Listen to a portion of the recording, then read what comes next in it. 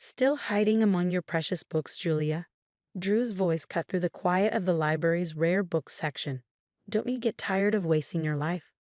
I looked up from the leather-bound volume I was examining to find my brother leaning against a shelf, his designer suit a stark contrast to my modest librarian's attire.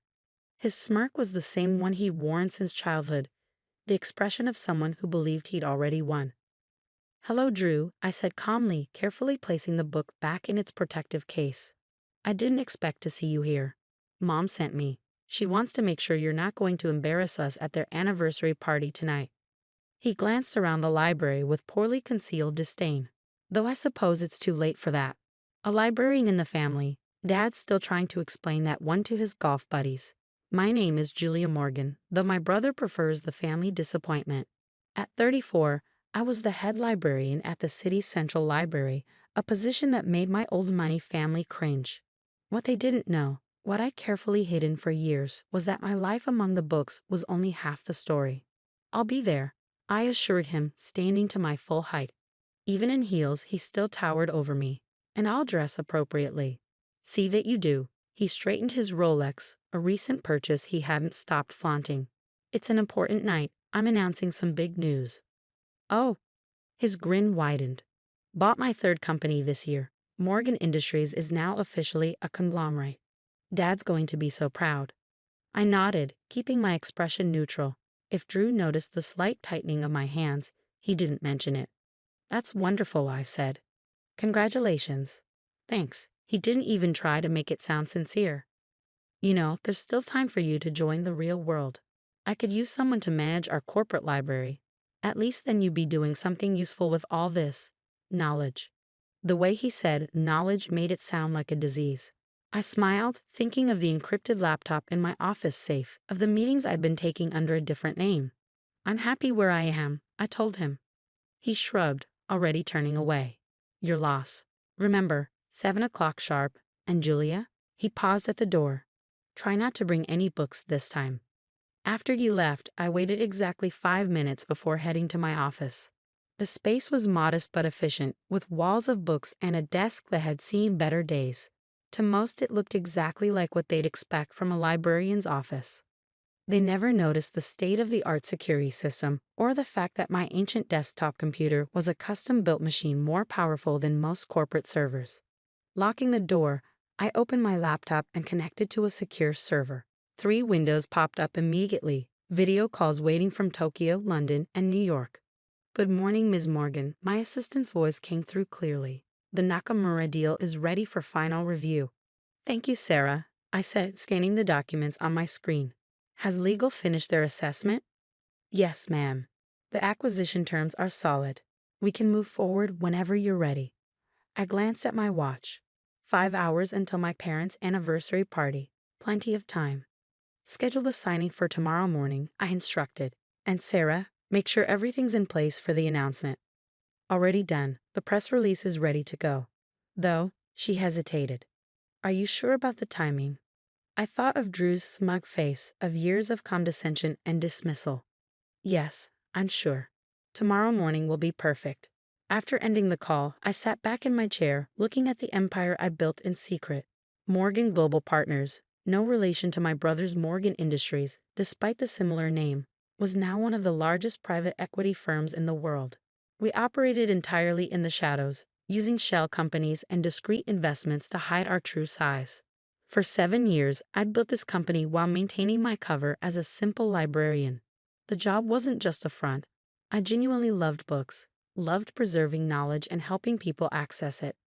But it also provided the perfect cover for my other life. Who would suspect the quiet librarian of being one of the most powerful people in global finance? My phone buzzed. A text from Mom. "Don't forget to do something with your hair, dear. The Prescotts will be there tonight." The Prescotts, one of many old money families my parents were always trying to impress. I texted back a simple "ok" and began packing up for the day. I had a hair appointment already scheduled, along with a fitting for the dress I'd bought specifically for tonight. Just because I didn't flaunt my wealth didn't mean I couldn't play the part when needed. The salon was empty when I arrived, perks of owning the building and having a standing private appointment. Maria, my longtime stylist and one of the few people who knew my secret, was waiting. The usual? She asked, gesturing to a chair. Something a bit more formal today, I said. Family event. She nodded knowingly. Ah, the famous Morgan anniversary party. Your brother was in earlier, talking about it to anyone who would listen. I'm sure he was.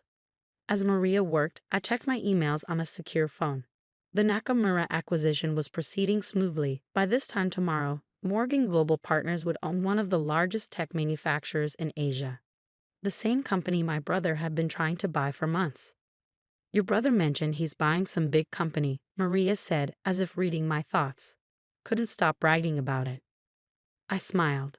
He's trying to buy it. There's a difference. She caught my eye in the mirror. You didn't? Let's just say tomorrow's papers will be interesting.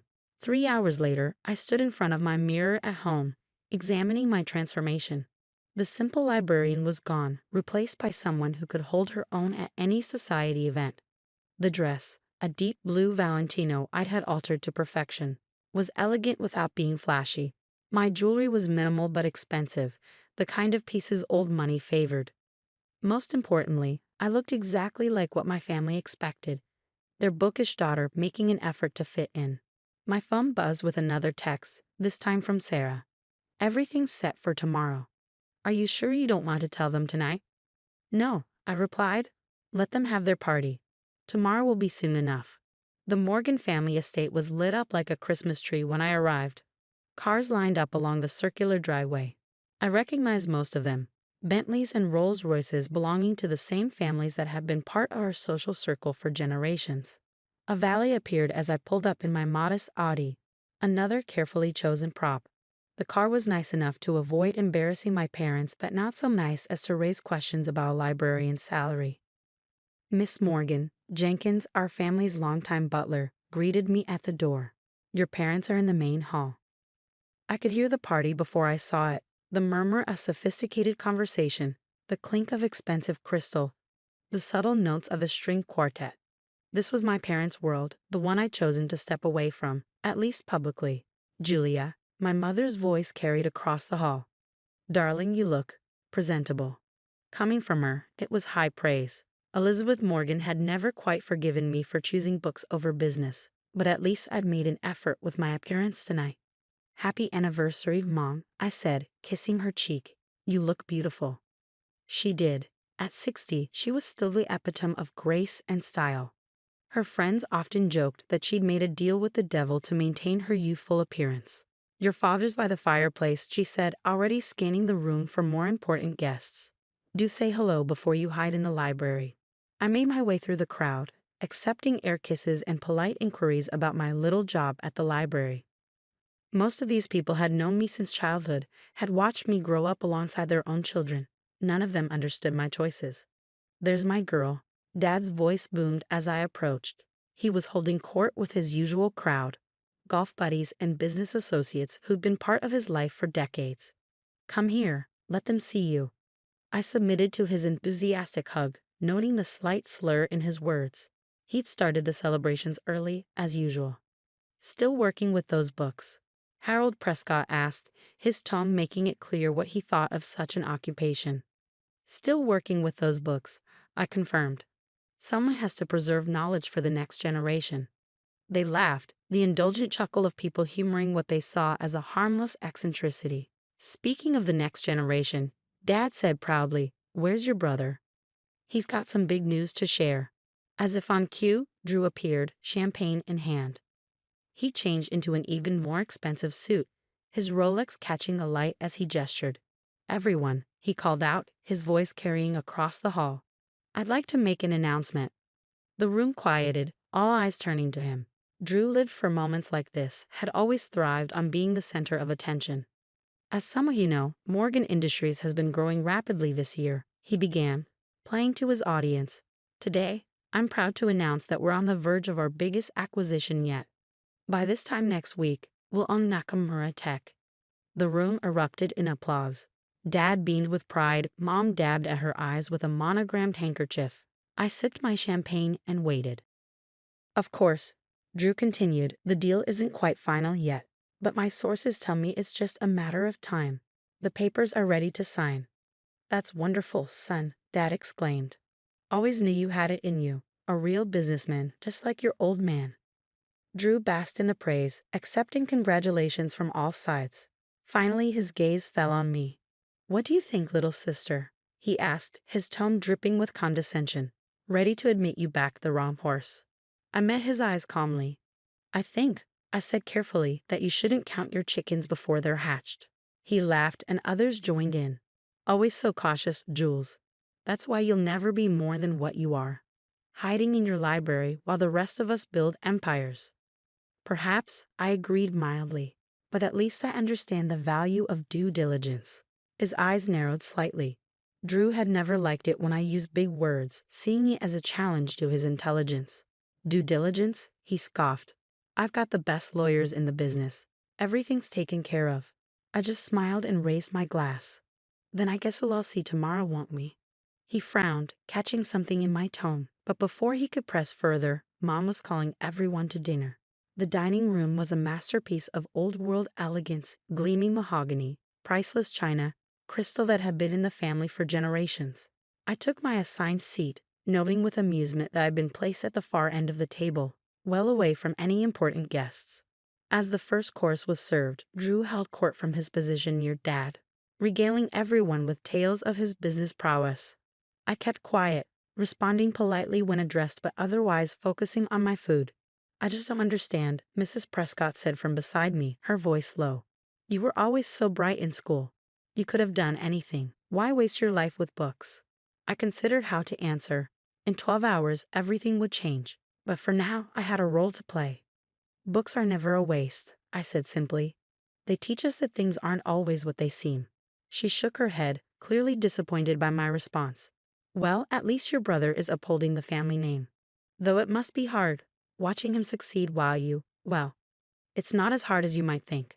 The rest of dinner passed in a blur of subtle insults and backhanded compliments. I'd grown used to it over the years, had learned to let it roll off me like water. As dessert was being served, Drew stood again, calling for attention.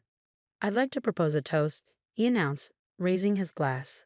To Mom and Dad, who taught me everything I know about business, who showed me what real success looks like. He paused, his eyes finding me. And to my sister, who proves that not everyone is cut out for the family business. The room chuckled politely.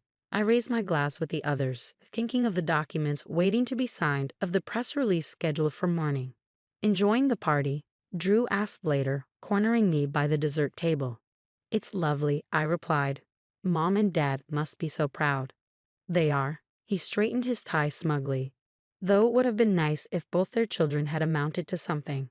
I selected a chocolate truffle, examining it carefully. You know, Drew, success isn't always about making the most noise. He snorted. No? Tell that to my bank account. How much does a librarian make these days anyway? Enough to buy those shoes. I glanced down at my Louboutins, another carefully chosen piece of my costume. I'm good with money. Right. He finished his champagne in one gulp. Well, this has been fun, but I should mingle. Big day tomorrow after all. That Nakamura deal isn't going to close itself. As he walked away, I pulled out my phone and sent a quick text to Sarah. Everything ready for morning. Her response was immediate. All set. Press release goes out at 9 a.m. sharp. Want me to send you the final numbers? No need, I replied. I'll see them in the papers with everyone else. The party began winding down around midnight. I said my goodbyes, accepting one last round of condescending comments about my career choices. You really should consider Drew's offer, Mom said as I kissed her cheek. A corporate library would be so much more appropriate. I'll think about it, I promised, knowing I would do no such thing. As I drove home, I thought about how different tomorrow would be. For 7 years, I'd maintained my cover, building my empire in secret while my family dismissed me as the disappointing daughter who'd chosen books over business. Tomorrow, they'd learn just how wrong they'd been. The next morning, I arrived at the library precisely at 8, just as I had every day for the past 7 years. My sensible shoes echoed through the marble halls as I made my way to my office, nodding at the early morning regulars who never questioned why the head librarian kept such strict hours. Sarah was waiting for me, her tablet in hand. In the library, she played the role of my assistant librarian perfectly. Outside these walls, she was the COO of Morgan Global Partners and one of the sharpest business minds I ever met. "Everything's ready," she said quietly as we entered my office. "The lawyers are gathering in Tokyo. Press release goes out in 45 minutes." I set my bag down and powered up my secure laptop. "Any word from Drew's team?" "They're still expecting to close the Nakamura deal this morning. Your brother's lawyers are setting up in their offices right now." I smiled, imagining Drew's face when he realized what was about to happen. Let's give them a few more minutes of hope. At precisely 8:55, my private line rang. "Ms. Morgan," Mr. Nakamura's translator said, "everyone is in position." "Excellent. Let's proceed." The next few minutes were a blur of signatures and confirmations. By 9 o'clock a.m., Morgan Global Partners officially owned Nakamura Tech, along with its subsidiaries, patents, and cutting-edge technology division. "Press release going out now," Sarah announced.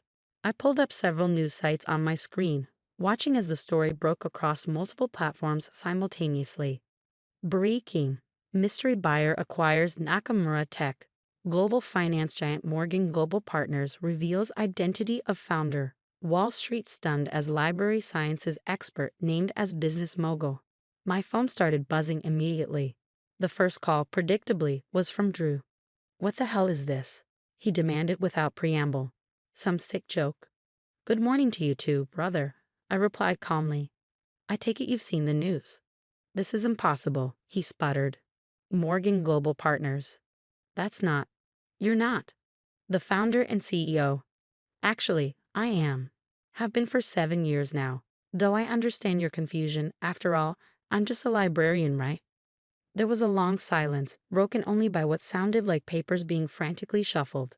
But I had a deal. The paperwork was ready. "Was it?" I asked innocently. "You might want to check the fine print.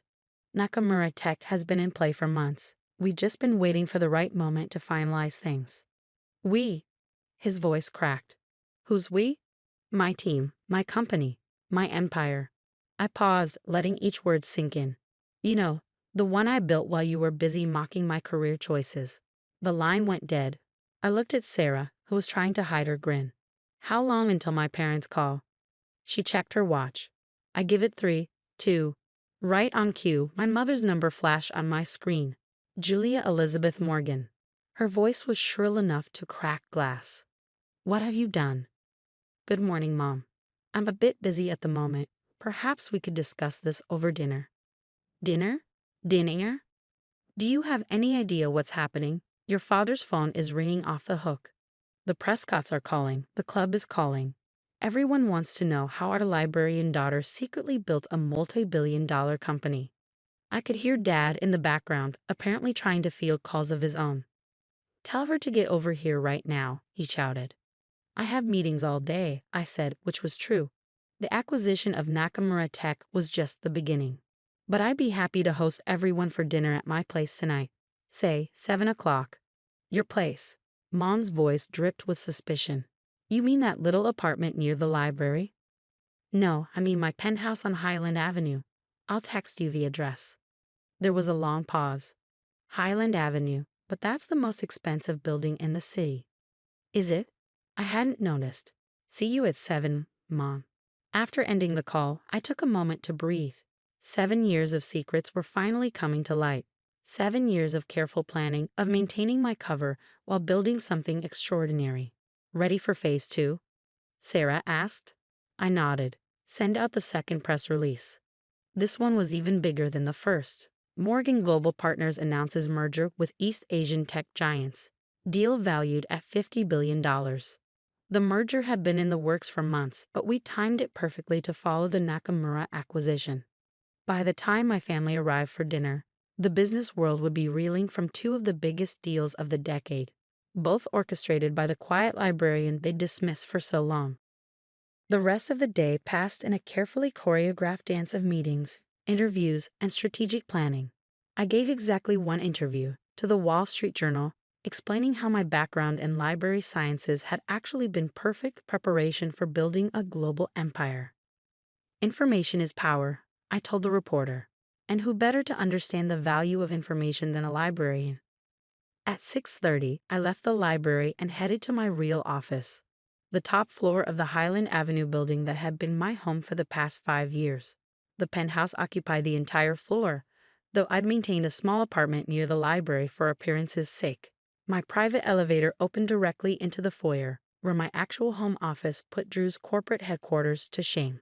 Floor-to-ceiling windows offered a panoramic view of the city, while state-of-the-art technology allowed me to manage my empire from anywhere into space. Sarah had arranged for dinner to be catered by the city's most exclusive restaurant, another establishment quietly owned by Morgan Global Partners. The dining room table was set with the kind of understated elegance that only old money could truly appreciate. At precisely 7 o'clock, the elevator announced my family's arrival. Drew entered first, his earlier swagger replaced by barely contained fury. Mom and Dad followed, both looking shell-shocked. Even Jenkins, who had insisted on accompanying them, seemed unsure how to process the transformation of the family's poor relation into one of the city's wealthiest residents. "Welcome to my home," I said, gesturing to the spectacular view. "Drink?" "How long?" Drew demanded. "How long have you been lying to us?" "Lying?" I moved to the bar, pouring myself a scotch. "I never lied about anything. I am a librarian. I do love books. I just happen to run a global financial empire as well." But why?" Mom sank onto one of my Italian leather sofas. "Why the deception? Why let us think that I was a failure? I finished for her, that I'd wasted my potential, maybe because you never bothered to look past your own assumptions. You saw what you expected to see, the disappointing daughter who chose books over business." Dad was standing by the windows, staring out at the city he thought he knew so well. "All this time," he murmured. "All those companies we've been reading about, the mysterious acquisitions." "That was you," Drew said flatly. "Morgan Global Partners. The competition everyone's been trying to figure out. The shadow empire that's been reshaping the market." I smiled. "It does have a nice ring to it, doesn't it? Though I prefer to think of it as a knowledge empire. After all, that's what you taught me, isn't it, Dad? Knowledge is power." He turned to face me, and for the first time in my life, I saw something new in his eyes. Respect. "The Nakamura deal," he said slowly. "How long have you been planning that?" "About 6 months, though I've owned controlling interest in their subsidiaries for over a year." I looked at Drew. "You never wondered why they kept finding reasons to delay your offer?" My brother's face went from red to white. You've been playing me all this time." "Not playing, Drew, competing. Isn't that what you always wanted? A chance to prove who was better at business." "But it wasn't fair," he exploded. "You had inside information, secret resources." "Inside information?" I laughed. "You mean like the kind you get from your golf club buddies? The deals you make on private yachts and exclusive resorts?" I set my glass down carefully. "I built my empire with nothing but intelligence, hard work, and a deep understanding of how information flows. Everything I learned in my little library job gave me an edge you couldn't see." "Dinner is served," a voice announced discreetly. We moved to the dining room, the tension thick enough to cut with one of my sterling silver knives. Mom kept looking around as if trying to reconcile this environment with her mental image of my life. Dad seemed lost in thought, probably recalculating every business decision he'd made in the past 7 years.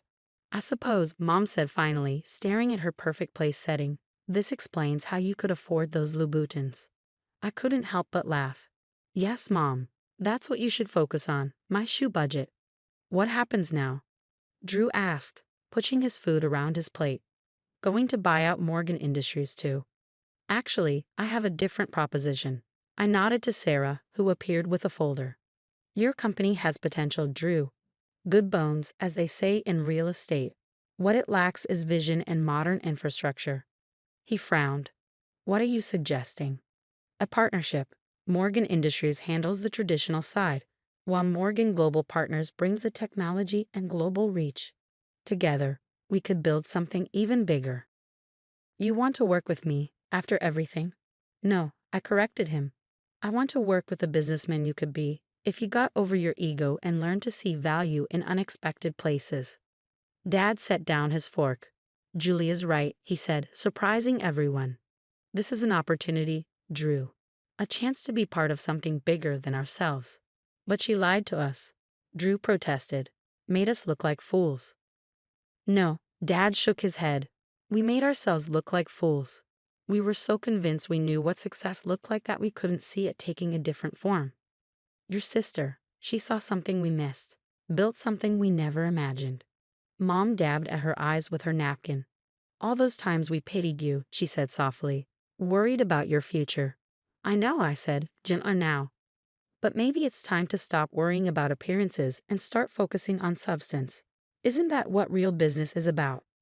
The rest of dinner was a careful dance of revelations and reconciliations. I explained how I built my company, how the library had provided the perfect cover and connections. Dad asked increasingly detailed questions about my business strategy, his initial shock giving way to genuine admiration. Even Drew began to thaw as I outlined my vision for our potential partnership. By dessert, he was suggesting ways to integrate our operations. His natural business instincts finally focused on creation rather than competition. There's one thing I don't understand, Mom said as coffee was served. Why reveal everything now? Why not just stay in the shadows? I looked at my brother. Because sometimes people need to be reminded that success doesn't always wear a suit and tie. That power doesn't always announce itself with a Rolex and a corner office. And sometimes, Drew added quietly, people need to be reminded not to judge a book by its cover. Exactly. Later that night, after my family had left, Dad with a stack of proposals to review, Mom with a list of social events to recalibrate, and Drew with a lot to think about, I stood at my windows watching the city lights. Sarah joined me, handing me a fresh scotch. Well, that went better than expected. Did it? I smiled. Or did it go exactly as planned? You knew they'd react this way. I knew they'd have to confront their own prejudices, their assumptions about success and worth. I sipped my drink. The question is whether the lesson will stick. She checked her tablet. Stocks up 30% since the announcement. Your brother's company is up 10% just on rumors of a potential partnership. Good. Let's give it a week, let everything settle, then announce the merger. By then, Drew might actually be ready to be a real partner. And your parents? I thought about Mom's tearful apology, Dad's proud smile as he finally saw me, really saw me, for the first time. They're learning. Sometimes the hardest part of success is accepting that it doesn't always look the way you expect. The next morning, I'd arrived at the library at my usual time. The same regulars were in their usual spots, nodding hello to their favorite librarian.